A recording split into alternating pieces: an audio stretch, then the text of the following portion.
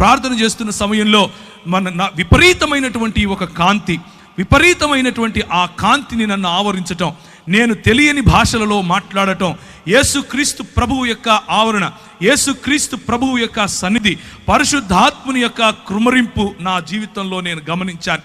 పరిశుద్ధాత్ముడు నన్ను తాకినప్పుడు, పరిశుద్ధాత్ముడు నా పైన బలంగా వీచినప్పుడు నేను తట్టుకోలేకపోయాను. నా హృదయం పులకించిపోయింది, నా శరీరం పులకించిపోయింది. నేను కళ్ళు మూసుకొని ఉన్నాను. నేను ఒక గొప్ప దర్శనం చూస్తున్నాను. ఇదిగో తెల్లని బట్టలు వేసుకున్నటువంటి చాలా మంది నెత్తిన టోపీ పెట్టుకొని పరిగెట్టుకుంటూ వస్తున్నారు. ప్రభు అయిన యేసుక్రీస్తు తన చేతులు బారుగా చాల్చి నిలబడుకుని ఉంటే ఆయన కౌగిలిలోనికి ఎంతో కొన్ని వేల మంది పరిగెట్టుకుంటూ వస్తున్నారు. ఆమోసు గ్రంథం ద్వారా ప్రభువు నాతో మాట్లాడాడు.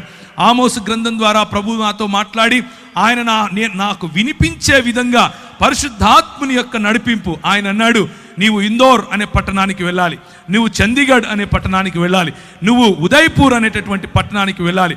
మరి దైవజనులు ఇప్పుడు నిలబడుకుని మాట్లాడుతూ, ఏమయ్యా ఉత్తర భారతదేశంలో చాలా మంది అవసరం వెళ్ళరా అని అంటున్నాడు. అదే సంఘటన నాకు జరిగింది. 2000 సంవత్సరంలో ఆ భక్త సింగ్ గారు చనిపోయారు. ఆయనను తీసుకుని వెళ్తున్నారు. కొన్ని వేల మంది ఆయనకు వెనకగా వెళుతున్నారు. ఆ ప్రార్థిద్దాం అనంటే కొన్ని వేల మంది తలలు ఉంచుకొని ప్రార్థిస్తున్నారు. ఆ దృశ్యం నేను పైనుంచి చూశాను.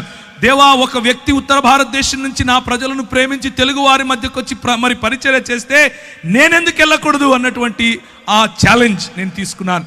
నేను వెళ్ళాను, మధ్యప్రదేశ్ అనే ప్రాంతంలోకి వెళ్ళాను. పరిశుద్ధాత్ముడు నన్ను నడిపిస్తున్నాడు.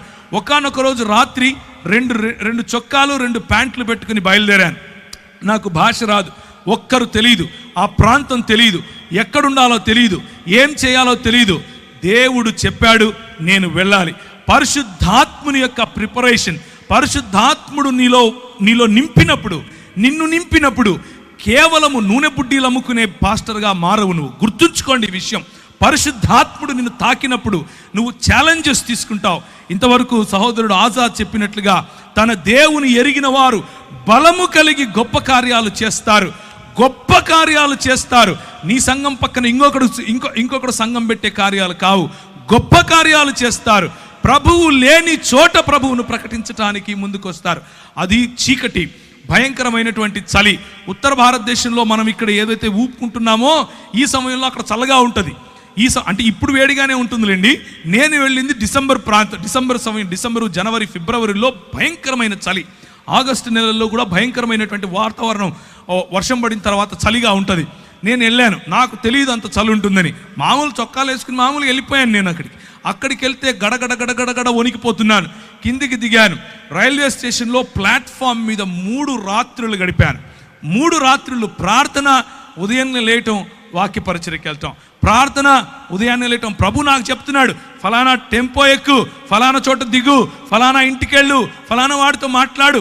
ఆయన చెప్పినట్లుగా మరి ముందుకెళ్ళటానికి దేవుని పరిశుద్ధాత్మ యొక్క శక్తి, పరిశుద్ధాత్ముడు మనల్ని నింపినప్పుడు, పరిశుద్ధాత్ముడు మనలో సవాలు విసిరినప్పుడు మనం తీసుకోగలగాలి. 2 చొక్కాలు 2 ప్యాంట్లతో వెళ్ళానని చెప్పాను. చేపులో నా దగ్గర 500 700 డబ్బులున్నాయి. ఆ రోజుల్లో 500 అంటే మహా అయితే కూడా ఒక 10 రోజులు మనం ఉండొచ్చు. ఈ రోజుల్లో 500 అంటే 1/2 రోజే ఉంటాం. అది మీకు తెలిసిన విషయమే. అయితే నేను వెళ్ళాను. ఒకరోజు రాత్రి నా దగ్గర డబ్బులు కూడా అయిపోతున్నాయి. ప్రభువు రాత్రి నాకు ఒక దర్శనం చూపించాడు. ఒక ఇల్లు, దానిపైన జూలాగర్ అని రాసుంది. జూలాగర్ అంటే ఇంట్లో పిల్లలు పెట్టుకోవటానికి ఉండేటటువంటి ప్రదేశం. ఆ ఇల్లు నాకు కనిపించింది. లోపల ఒక రూమ్ చూపించాడు. ఒక చైరు, ఒక బల్ల, దాని మీద ఒక